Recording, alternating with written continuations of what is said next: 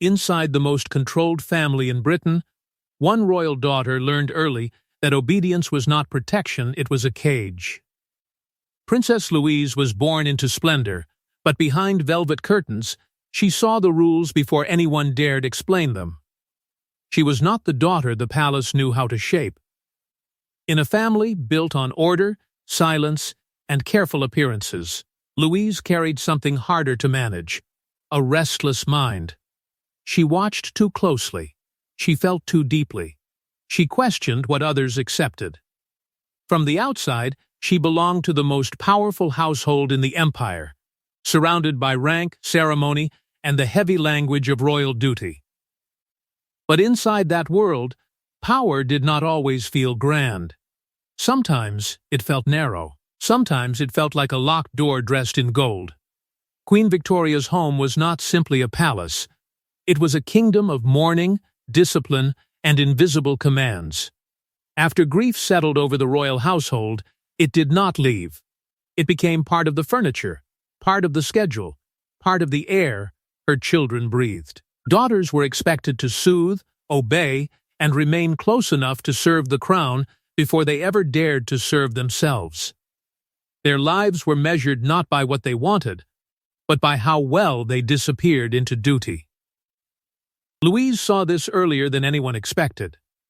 She understood that royal obedience demanded more than manners. It asked for the surrender of voice, movement, desire, friendship, and even grief. A princess could smile, but not too freely. She could love, but only with permission. She could dream, but only inside the limits drawn by others. And Louise, even as a young woman, seemed to feel the cruelty hidden inside those polished rules. So her rebellion began quietly. Not with scandal, not with shout, not with a public break that could be punished and sealed away. It began with art, with the pull of sculpture, with the fascination of form, feeling, and creation. While the palace prized restraint, Louise was drawn to expression. While royal women were trained to become symbols, she wanted to make something with her own hands. Clay, stone, and shape became more than study. They became a private language, one the monarchy did not yet understand. To her family, it may have looked harmless at first, a princess with a refined hobby, a suitable ornament to her status. But they missed the warning. Louise was not simply passing time. She was discovering that creation could become resistance. Every question she asked, every line she crossed in thought before action, carried her further from the daughter they expected and closer to the woman they could not command. What made Louise dangerous was not disloyalty. It was independence. And the palace began to notice. But Louise's first battle was not fought in public, not in parliament, and not even in the newspapers. It began behind closed doors, where a grieving queen expected her daughters to disappear into her shadow. To the outside world, Queen Victoria was the mourning mother of an empire. But inside the palace, mourning became a command. Her daughters were not simply children, they were companions, servants, witnesses, and prisoners of a grief they had not chosen. After Albert, the palace changed. It did not simply grieve, it hardened. Sorrow became a system, and everyone inside it was expected to understand their place. For Queen Victoria, loss was not private pain alone. It became the force that ruled the household. Rooms, routines, conversations, even affection itself bent around her absence. And for her daughters, love for their mother slowly turned into duty without an ending. Louise felt the weight of that duty pressing closer each year. A royal daughter was expected to remain useful, available, gentle, and near. She was supposed to comfort without complaint, obey without negotiation, and give her youth to a throne that called sacrifice devotion. Marriage could be delayed. Desire could be dismissed. Ambition could be softened into politeness. The daughter existed first for the queen, then for the family, and only last for herself. Some of Louise's sisters learned how to survive that world with strategy. They adjusted their tone, chose their silences, and moved carefully through Victoria's moods. They understood when to retreat, when to agree, when to appear smaller than they were. But Louise was different. Her restraint never looked complete. Her silence seemed full of unsaid things. Her obedience carried a tension that made the palace uneasy, as if she were listening to orders while secretly measuring the exits. What she wanted was not wild or impossible. She wanted movement. She wanted studios, lessons, rooms where people spoke without royal choreography. She wanted classrooms, artistic circles, ordinary voices, and the dangerous relief of being treated as a thinking person rather than a useful daughter. But those wishes were threatening because they led beyond surveillance. And beyond surveillance, a princess might discover herself. That was what Victoria feared most. Not simply Louise's choices, but Louise's mind. A daughter who thought independently might one day act independently. So the labels began to gather around her. Difficult, restless, too modern. They sounded like judgments, but they were warnings. They were words used to shrink a woman before she became impossible to contain.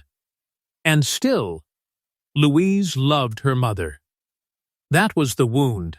Her rebellion was not born from hatred, but from the terrible knowledge that love could become a life sentence if she let it. So quietly, dangerously, she stopped asking whether freedom was allowed. She began asking how much of it she could take. And once Louise began searching for freedom, she found the one place the monarchy could not fully censor the artist's studio, where even a princess could become dangerously human. The studio should have been harmless clay, tools, sketches, quiet concentration. But for a princess, art was never just art. It meant bodies, freedom, judgment, and men who spoke to her as a mind, not as a royal possession. For Louise, entering the world of art was not a pastime. It was a breach. A royal woman could admire beauty from a safe distance, praise a painting, collect a tasteful object, perhaps sketch gently under supervision. But Louise wanted more. She wanted to learn, to shape, to study, to create. She did not wish to stand beside art as decoration. She wanted to leave her mark inside it. And that desire alone carried a quiet scandal, because it suggested that a princess could have a purpose not arranged by family, marriage, or crown. Sculpture made the discomfort sharper. It was not delicate enough to be easily dismissed. It demanded contact, pressure, attention, and command. It involved the human form, the weight of bodies, the truth of movement, the honesty of shape. To a palace trained in restraint, sculpture felt almost too physical, too direct, too alive. Louise was not merely painting pretty scenes from a distance. She was confronting form with her hands, studying what royal manners preferred to hide, and giving feeling a shape the court could not politely ignore. Then came the deeper danger, the rooms themselves. Studios were not palace drawing rooms. They belonged to artists, teachers, thinkers, people who lived by talent rather than bloodline. In those spaces, conversation moved differently. A name mattered less than skill. Rank could not sculpt the clay for her. Title could not replace discipline. For the first time, Louise could be judged by what she made, not simply by whom she belonged to. That was freedom, and freedom always frightened the people paid to guard her.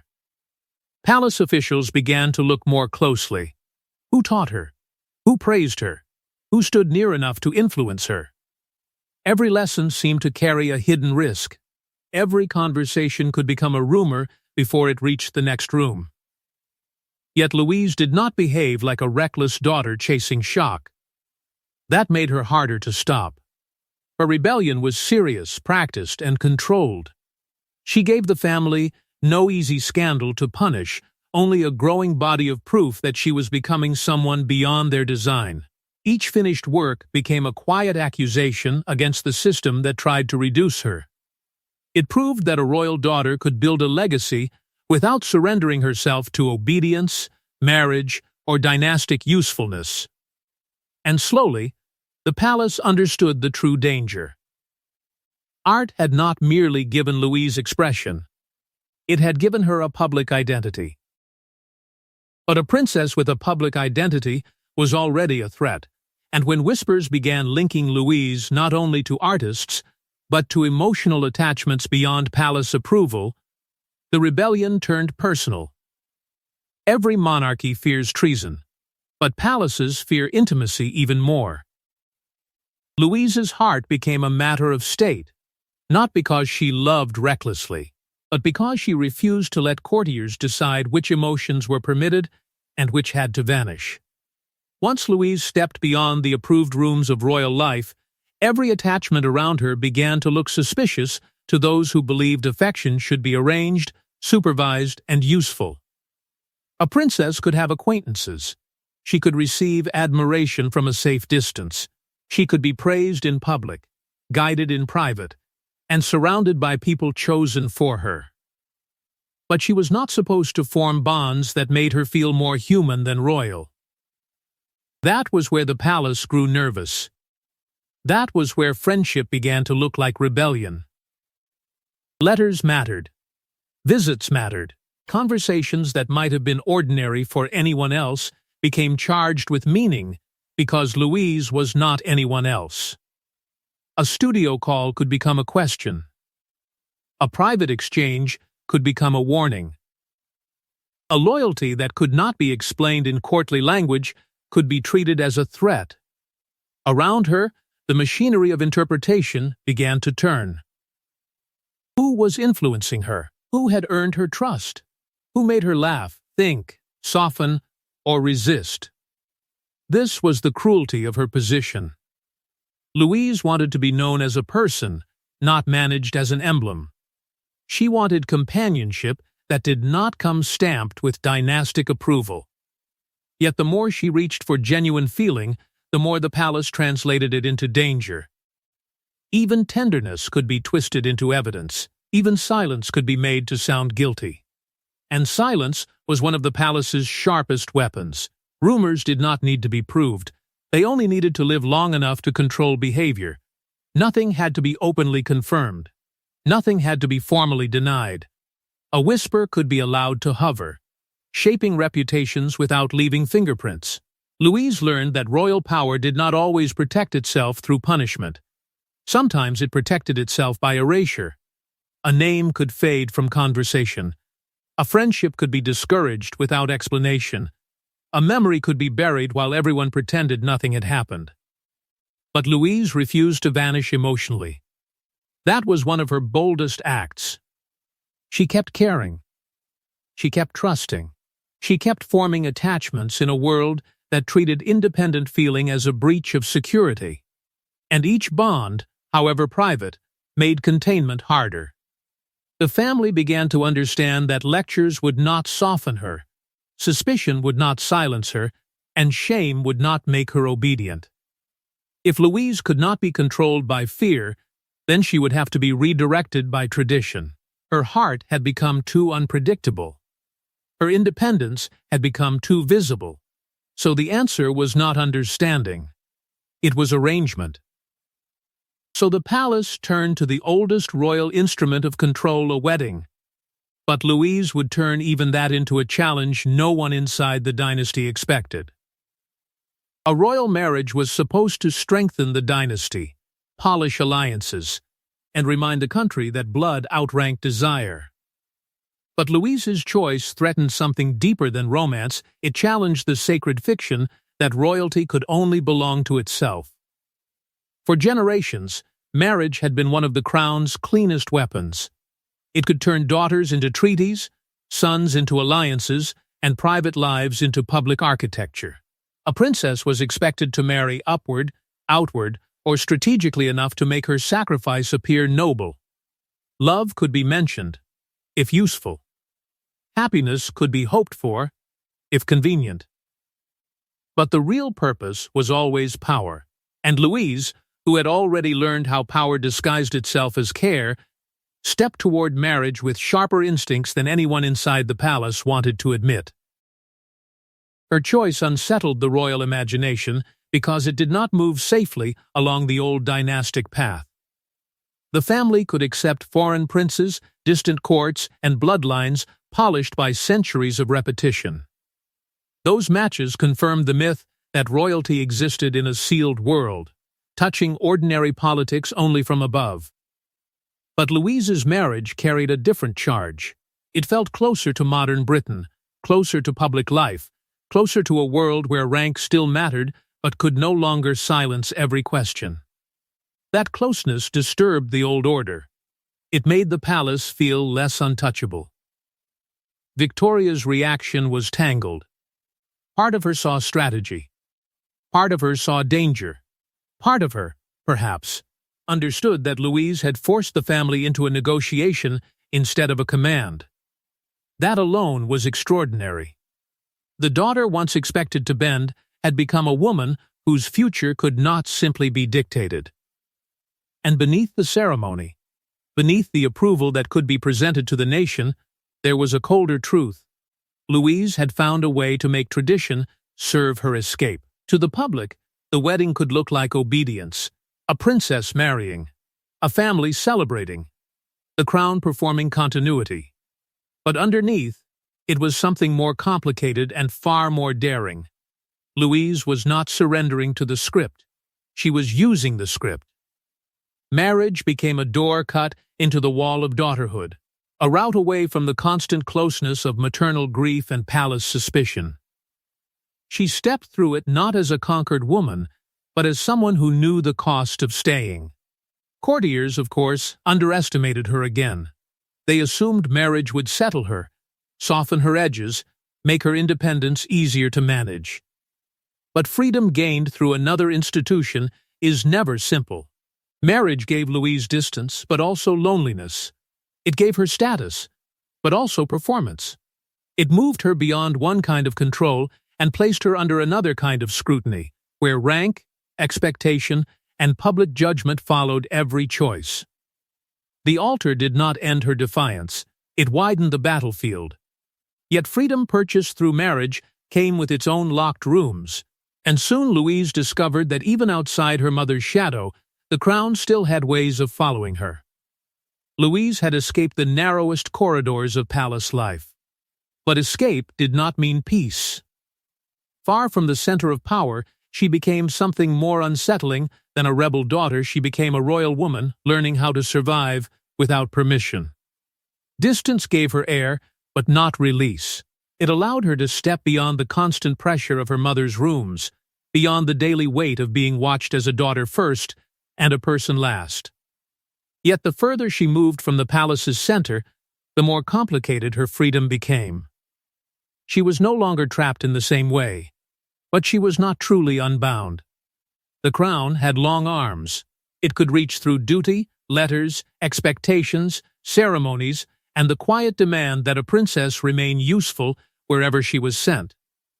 Louise learned that exile could wear the face of privilege. She had status, movement, and a name that opened doors, but every public appearance still claimed something from her. Her body belonged to duty. Her smile belonged to expectation. Her image belonged to the monarchy, even when her private happiness remained uncertain. She could stand before crowds with royal grace, but behind that grace was a woman measuring every compromise, every silence, every version of herself she had to hide in order to remain acceptable. This was the contradiction that followed her everywhere. The monarchy celebrated her when her intelligence, style, and presence made the family look modern. It praised her usefulness when she served its image. But the same independence that made her interesting also made her dangerous. Louise could not be controlled by being ignored, because the public had begun to notice her. She was artistic, sharp, elegant, unpredictable in a way that made her feel alive. She did not seem like a royal woman preserved behind glass. She seemed like someone trying to breathe inside history. That fascination worried the palace.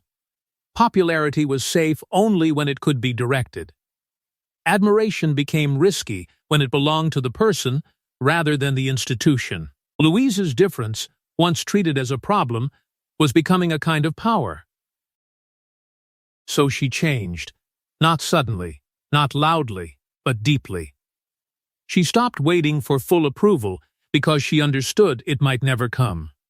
Instead, she built a life from fragments, art, travel, patronage, friendships, chosen silences, carefully guarded loyalties. She learned when to speak and when to give nothing away. She learned that survival inside a monarchy was not always about denial. Sometimes it was about refusing to explain. And that made her difficult to punish. Louise had absorbed the crown's oldest lesson and turned it back on them. Scandal weakens when the person at the center refuses to feed it. But silence can protect a princess only for so long, and when hidden tensions around jewels, inheritance, and family memory began to surface, Louise's rebellion entered its most dangerous phase. In royal families, jewels are never just jewels. They are memory, rank, punishment, reward, and warning. When Louise's name became tied to disputed treasures and private family promises, the rebellion stopped being emotional, it became dynastic. By then, Louise understood the language of the crown too well to mistake glitter for beauty alone. A necklace could announce favor. A brooch could mark trust. A tiara could whisper that one daughter had been lifted above another without a single word being spoken. Jewels traveled through royal hands like silent verdicts, carrying old grief, old preference, and old resentment. They told the family who had pleased the queen, who had waited patiently, who had obeyed, and who had been left outside the circle of approval. To outsiders, such objects seemed like luxury. To Louise, they were evidence. They proved who was remembered warmly and who was treated as useful only when duty required it. They revealed which promises had been honored and which had been quietly buried beneath etiquette. And as tensions gathered around a contested collection, the old hierarchy among Victoria's children began to show itself not through speeches, but through locked cases, private lists, careful refusals, and sudden silences. The palace wanted inheritance to look orderly. It wanted each gift to seem natural, each decision graceful, each omission beyond question. But Louise had never been easy to quiet when something deeper was at stake. She resisted the idea that the most obedient should receive memory itself as a reward. Why should compliance decide who inherited beauty? Why should silence be paid in diamonds? Why should a daughter who had fought to remain herself be treated as though her claim was less pure because she had refused to vanish? Those around the family could call her questions greed. That was the simplest way to make them small. But Louise knew the wound was not about possession alone. It was about acknowledgement. She did not want jewels simply to wear them. She wanted proof that her life had mattered beyond service, beyond usefulness, beyond the old accusation of being difficult. Every evasion felt like betrayal because it suggested the family could accept her labor, her grace, her public value, and still deny her emotional place. Then came the object no one wished to discuss too openly, the forbidden jewel, tied to a private promise and to the independent life Louise had built through art, patronage, and chosen loyalty. Whether hidden, redirected, or quietly withheld, it carried more than value. It carried a story the family feared. Because whoever held that jewel might hold the right to say what Louise had truly been. The battle was never only over treasure. It was over narrative. Who would be remembered as loyal? Who would be branded troublesome? And who would control the secrets after death? And once Louise understood that memory itself could be stolen, she made the choice that transformed her from a difficult daughter into the royal woman they could never fully bury. By the end, Louise had lost battles no one saw, and won victories no one dared name. She did not overthrow the monarchy. She did something more dangerous inside it. She proved a royal daughter could refuse the story written for her. That was the truth the palace could never comfortably admit. Louise had not been a passing difficulty, a restless young woman who would eventually settle into the shape chosen for her. She had endured the pressure, the whispers, the expectations, the careful punishments, and the long habit of being misunderstood. Yet she remained, not untouched, not unhurt, not free from compromise, but still unmistakably herself. The child once surrounded by duty had become a woman who knew how to outlast judgment. Her final defiance was not one dramatic scene that could be recorded, condemned, and locked away. It was a lifetime of controlled refusals. She refused to become merely decorative. She refused to let silence erase her inner life. She refused emotional captivity dressed up as family loyalty. She refused to give total obedience to a system that demanded everything from women and then called their surrender grace. That was why she unsettled them. Louise did not need to destroy the rules in public.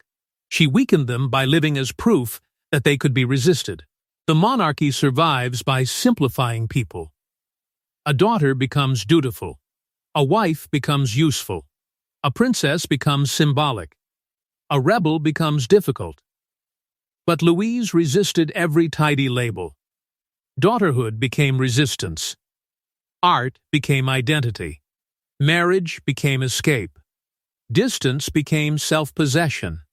Inheritance became memory. Each stage of her life carried a new confrontation, and each confrontation exposed the same hidden fear, that a royal woman might belong to herself before she belonged to the crown. What she left behind was not a neat legend. It was something more disturbing and more powerful. Questions, fragments, rumors, works shaped by her own hand. Loyalties no palace could fully explain. Emotional contradictions that refused to be polished into a simple royal portrait. Her family may have tried to manage her image, smooth her edges, and decide which parts of her would be remembered, but they could never erase the disturbance she caused inside the royal imagination. Because Louise pointed forward. Long before later royal women would challenge visibility, duty, marriage, obedience, and the cost of silence, she had already shown how dangerous quiet resistance could be. She did not defy them all by abandoning the crown. She did it by staying close enough to expose its demands, yet distant enough to protect the deepest parts of herself. And that leaves the final question hanging over the whole story. If one daughter could resist from within, how many other royal silences were never loyalty at all, but survival? And that is why Princess Louise remains more than a rebellious daughter in royal memory. She is the unanswered question still echoing through every palace corridor built to keep women quiet.